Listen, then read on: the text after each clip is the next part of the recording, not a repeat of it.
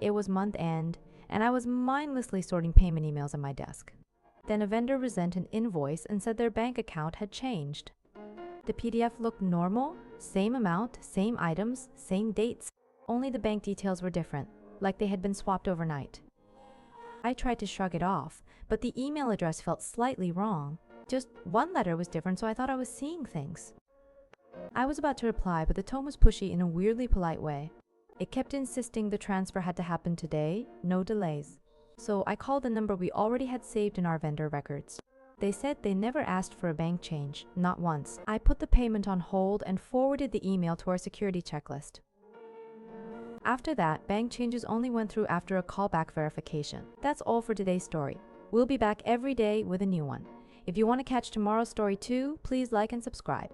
After lunch, I checked my inbox, and there it was, an email showing the boss as the sender. It was short and blunt, telling me to process a transfer immediately. Normally anything with money goes through approvals, but this was just one email trying to skip the line. No usual signature, and the tone felt rushed in a way that did not match.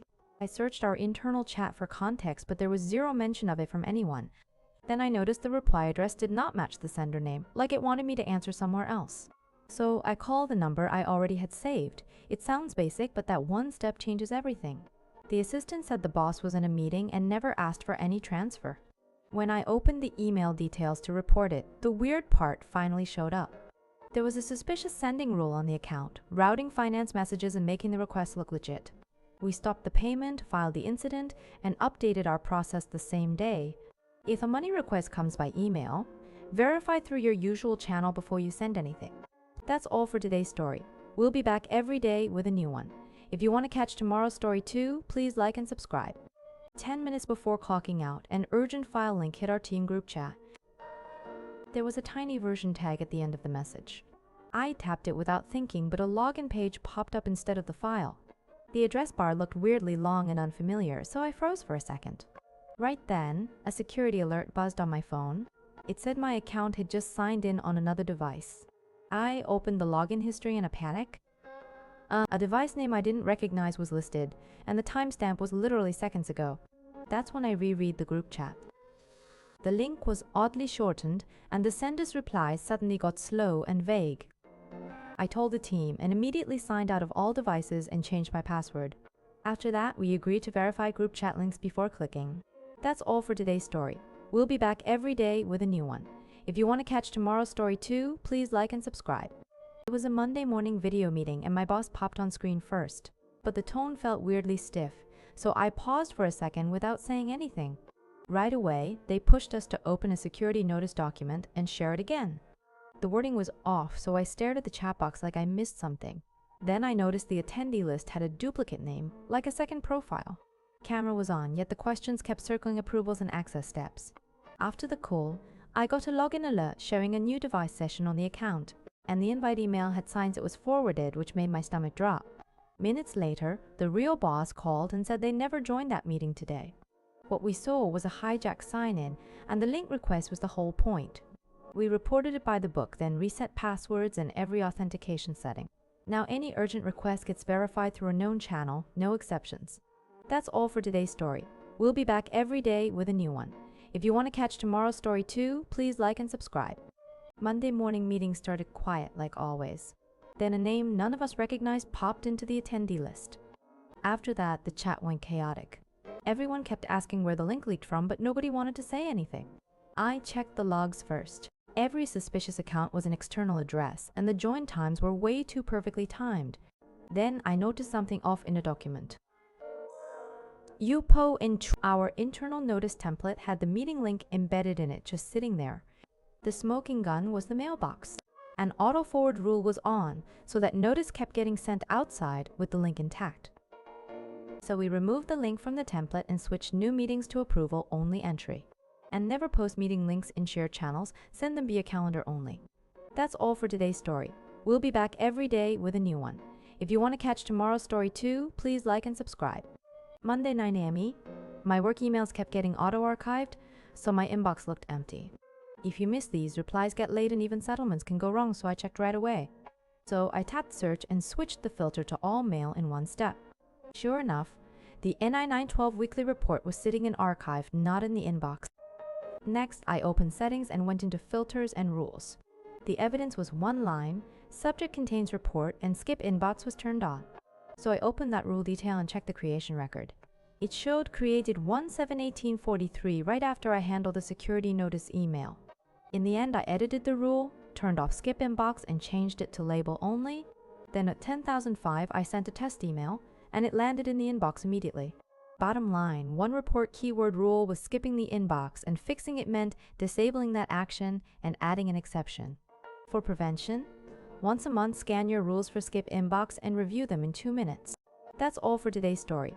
We'll be back every day with a new one. If you want to catch tomorrow's story too, please like and subscribe. Every month end, approvals kept stopping on the same one person. On the 25th at 6 p.m., 7 requests were stuck, so I checked before payment slipped. So I opened the approval page and tapped the audit trail. It showed pending 36 hours, and the final approver was always that same person. In the team chat, their status said, away since 9:02 ML. When I checked, they had replied at 19:02, so the status alone was unreliable. So I searched the internal notice for the backup approver rule. Policy 4.1 said backup required when absent, but the change showed delegation none. I sent the screenshot and we checked settings together. Month end 4, 7 p.m. was set to focus mode. Approval push alerts were off, and with a single final approver, it bottlenecked. The cause wasn't away. It was muted alerts and a single final approver setup, so we added a backup and a 2-hour escalation. Quick tip, at month start, screenshot the chain to confirm a backup and a deadline. That's all for today's story. We'll be back every day with a new one. If you want to catch tomorrow's story too, please like and subscribe. Right before I left at 1912, the door opened and a stranger slipped in right behind me. If anything happened, it could look like I let them in, so I immediately captured the access log. So I pulled up the hallway CCTV clip stamped 1912,007. It clearly showed me tagging in. Then 2 seconds later, the stranger walking in with me. When I checked the access log, it showed 2 approvals under my IDOT 1912,005 and 1912,330. I only tapped once, but on paper it looked like I opened the door twice for someone. So I searched the security notice email and found a line saying the door stayed open from 19 hours to 19:30 for deliveries. During that window, the system keeps logging entries under the last valid badge, which was mine. In the end, I asked security to check the lobby visitor log, and it showed 0 badges issued around 19 Nevo. So we filed incident 24/119, and from the next day, they tightened entry verification. Bottom line, the cause was a delivery time unlocked mode plus misleading logs, and security fixed the schedule. One tip after the door opens, pause for 1 second and make sure the person behind your badge is in. That's all for today's story. We'll be back every day with a new one. If you want to catch tomorrow's story too, please like and subscribe. 10 minutes before clocking out, my pay document was sitting in the printer tray. If I ignored it, it could look like a data leak, so I checked immediately. So I opened recent jobs on the printer screen.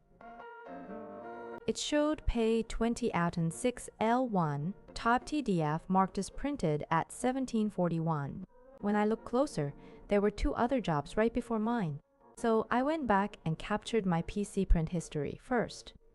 But the history showed the request came from a browser. So I reopened the payroll page and saw the print option set to instant print by default. In the end, instant print caused it to print without a preview, and I closed it by capturing logs, collecting the paper, and reporting through the security notice process. One tip for pay docs, turn off instant print before you even open the print menu. That's all for today's story. We'll be back every day with a new one. If you want to catch tomorrow's story too, please like and subscribe. The shared folder suddenly showed 0 items, so I thought the file was deleted, but it was only being moved again and again. If you do not check, you can miss the 600 p.m. deadline and even look like the one who deleted it. So I opened the activity log, searched the file name, and filtered actions to move only. Then I saw 7 move entries starting at 4:41 p.m. at every 2 minutes and 0 deletes. Next, I used the global search, and the file showed up under a folder called Review instead of our team folder. When I opened it, a banner said sharing restricted by policy, so it looked like it vanished. So I opened the pinned security notice PDF and searched for the phrase automatic move. One line explained it. If sensitive patterns are detected, items are moved to review. I removed the phone number column, saved a clean copy, and uploaded it again at 5:22 p.m. After that, the log showed only 1 upload for the next 15 minutes with no more moves. In short, a security policy kept moving the file to review after it detected a sensitive pattern, and re-uploading a cleaned version fixed it. Quick tip: save an out copy before sharing, and if anything disappears, check the activity log counts first. That's all for today's story. We'll be back every day with a new one. If you want to catch tomorrow's story too, please like and subscribe. In a 2-minute break, a reply I never sent showed up as sent. Before it turned into drama, I tapped the timestamp to verify it. In our work chat, it appeared as if I sent it at 14:77. First, I took one screenshot, then checked the send from device in chat info. Chat info said it was sent from desktop with last activity at 14:06. I opened my PC lock history and saw there was no lock during that window. Next day, at 16:22, another line like "sure, I will handle it" showed as sent. This time, I went to settings and checked the 3 connected devices. One unknown browser session was there. Started at 13:58. I screenshotted the login history and the times matched the weird messages. Cause was a leftover session on a shared PC, so I logged out everywhere, changed my password, and set auto lock to 1 minute. Tip: whenever you step away, lock the screen first. That's all for today's story. We'll be back every day with a new one. If you want to catch tomorrow's story too, please like and subscribe. If minutes include a line you never said, the responsibility can stick to you. Always verify the decision line at the end. The minutes shared at 18:47 had an action item written in my usual phrasing. I never said it, so I took a screenshot immediately. I checked the context first, because the meeting was 32 minutes long. I replayed the audio and marked the 12:10 timestamp. The result was clear. At 12:10, the decision was to pause, and the owner was not assigned. I sent a correction request with the timestamp capture. The cause was an auto summary that blended my old chat phrasing into the minutes. We fixed it by labeling A summaries and adding a rule to recheck the decision line, and my tip is to screenshot the final line within 10 minutes of sharing. That's all for today's story. We'll be back every day with a new one. If you want to catch tomorrow's story too, please like and subscribe. Every time I hit save, a copy appeared with a different name. If you assume it is a person, it can escalate into a serious blame game. The copy showed up exactly 2 seconds before each save, like 0912 then 092022. I opened file properties and captured the created time as proof. Next, I checked the folder audit log, and create file showed up 6 times. Instead of a username, the process field clearly said backup agent. Still, I verified the policy, and one line literally said, create a pre-saved temporary backup. In settings, the auto backup toggle was turned on. The cause was a pre-saved backup policy, not a culprit. We added an exclude rule for bot files, and the duplicates dropped to 0, so always check the process name in the log first. That's all for today's story. We'll be back every day with a new one.